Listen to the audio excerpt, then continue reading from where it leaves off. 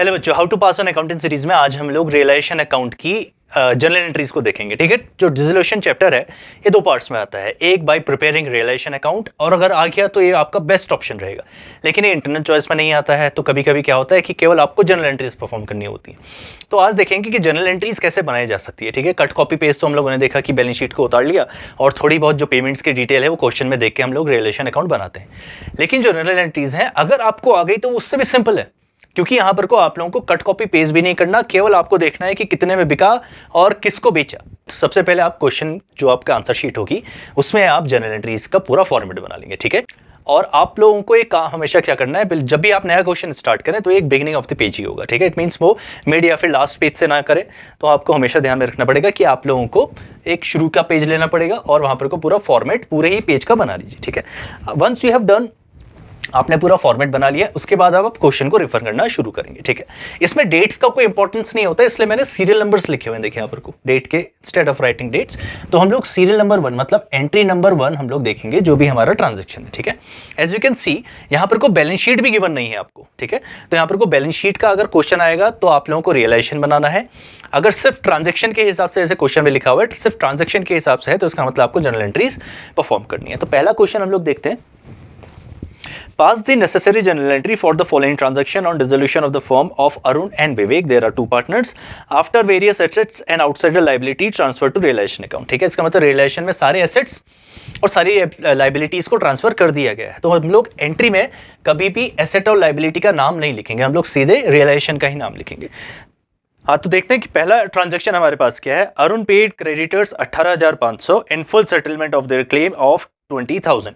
तो let's analyse कि question में क्या रहा होगा। क्वेश्चन में आपको बैलेंस शीट गिवन होगी, हम लोग इसको सोच रहे हैं कि हमारे पास कैसा रहा होगा। तो क्रेडिटर कितने के रहे होंगे, 20,000, जो हम लोगों ने रियलाइजेशन में ट्रांसफर कर दिए होंगे। तो 20,000 के क्रेडिटर को अरुण कितने में सेटल कर रहा है, 18,500 में। ठीक है, तो हम लोगों की जो लाइबिलिटी है वो पेड ऑफ हो रही है। तो अब देखिए लाइबिलिटीज पेड ऑफ में हम लोगों को क्या करना है।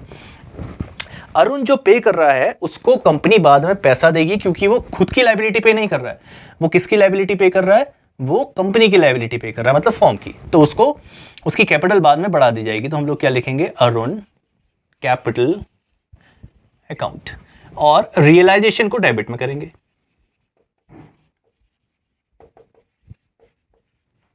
अब रियलाइजेशन अकाउंट डेबिट कब कब होगा ये आप याद कर लीजिए, जब जब हमारी लाइबिलिटी डिक्रीज होगी, मतलब पे ऑफ होगी, तो हम लोग हमेशा रियलाइजेशन को डेबिट में करेंगे। ठीक है, कितने में सेटल हो रही है, 18,500 में सेटल हो रही है। तो हम लोग अमाउंट लिख लेंगे 18,500। और नरेशन आप लोगों को अगर प्रॉब्लम होती है तो सिंपल आप लिख लीजिए बीइंग लायबिलिटी पेड। ठीक है, तो ये आपकी नरेशन भी कंप्लीट हो गई। तो पहला ट्रांजैक्शन हम लोगों ने कर लिया। सेकंड, विवेक एग्री टू पे हिज वाइफ्स लोन ऑफ ₹70,000। इसका मतलब हिज वाइफ्स लोन मतलब एक्सटर्नल लायबिलिटी, जैसे क्रेडिटर एक एक्सटर्नल लायबिलिटी था वैसे उसकी वाइफ का लोन भी एक एक्सटर्नल लायबिलिटी है जो एक पार्टनर पे ऑफ कर रहा है। तो एंट्री में सिर्फ कुछ भी अंतर नहीं आएगा, हम लोग लिखेंगे realization account debit, realization account debit. Now who the partner is paying, Vivek, तो हम लोग लिखेंगे वीज कैपिटल अकाउंट। और कितने पे कितने की लायबिलिटी है, वो 70,000 रुपए की, तो हम अमाउंट लिख लेंगे 70,000। ठीक है, 70,000 की लायबिलिटी हमारे विवेक पार्टनर ने पे ऑफ कर दी। ठीक है, उसका नाम भी आ गया। फिर से अगेन अगर आपको सिंपल कुछ भी नहीं लिखना तो हम लोग लिखेंगे बीइंग लायबिलिटीज पेड, और अगर डिटेल में आप लोगों को लिखना है तो आप लिख सकते हैं बीइंग विवेक पेड हिज वाइफ्स लोन। ठीक है, उसने अपनी वाइफ का लोन पे ऑफ कर दिया। थर्ड हम लोग क्या है हमारे पास, the firm had unrecorded investment of 22 lakh which were sold at a loss of 20%। तो हमारे पास क्या रहा होगा ना, कोई इन्वेस्टमेंट रहा होगा जो बैलेंस शीट में रिफ्लेक्ट नहीं हो रहा था, मतलब बैलेंस शीट में हम लोगों ने उसको नहीं देखा था, और वो कितने में बिक रहा है, 2 लाख का इन्वेस्टमेंट केवल 1,60,000 में बिक रहा है। इसका मतलब 2 लाख रुपए में से 20% माइनस कर देंगे तो कितना आता है, 40,000, और 40,000 माइनस कर देंगे तो हमारे पास 1,60,000 रुपए आएंगे। ठीक है, तो इसका मतलब पैसा आएगा तो हमारा बैंक अकाउंट इंक्रीज होगा, तो हम लोग लिखेंगे बैंक अकाउंट डेबिट और टू रियलाइजेशन अकाउंट। याद रखना काउंटर एंट्री हमेशा रियलाइजेशन आएगी, चाहे वो डेबिट में होगा क्रेडिट में होगा। ठीक है, एसेट्स के रिगार्डिंग हमेशा रियलाइजेशन कहां आएगा, क्रेडिट में। लाइबिलिटीज के रिगार्डिंग हमेशा रियलाइजेशन डेबिट में आएगा, ये आप याद कर लीजिए। एसेट्स में क्रेडिट, लाइबिलिटीज में डेबिट। ठीक है। तो हमारे पास वैल्यू है 1,60,000। तो अगर आप ऐसे बच्चे हैं कि जिसको जर्नल एंट्री में बहुत ही स्ट्रगल होता है, बिल्कुल कुछ समझ में नहीं आता, तो इसको आप याद कर लीजिए बच्चों, ठीक है। यहाँ पर को नरेशन आप लोग समझ गए, यू गॉट द आइडिया कि भाई नरेशन को कैसे लिखा जाता है, आप वो लिखते रहिएगा, ठीक है। Fourth, Reema a debtor whose account for ₹2,000 were written off as bad debt in the previous year, paid 70% of the amount, ठीक है। तो रीमा कोई डेटर रही होगी जिसने पिछले साल हम लोगों को पैसा नहीं दिया, नुकसान हो गया था, लेकिन पिछले साल की कहानी है। इस साल हम लोगों को पैसा मिल रहा है, इसका मतलब पैसा मिल रहा है तो बैंक अकाउंट फिर से इंक्रीज हो जाएगा। और ये किसके रिगार्डिंग है? डेटर। डेटर मतलब एसेट, तो एसेट के रिगार्डिंग जैसे हम लोगों ने बताया कि रियलाइजेशन हमेशा क्या होगा? क्रेडिट में होगा। 2000 का 70% का मतलब क्या हो गया कि हमको कितने रुपए मिलेंगे? 2000 ही है ना, हाँ। तो 1400 rupees we are getting only 1400 rupees out of 2000 we are getting only 1400 rupees.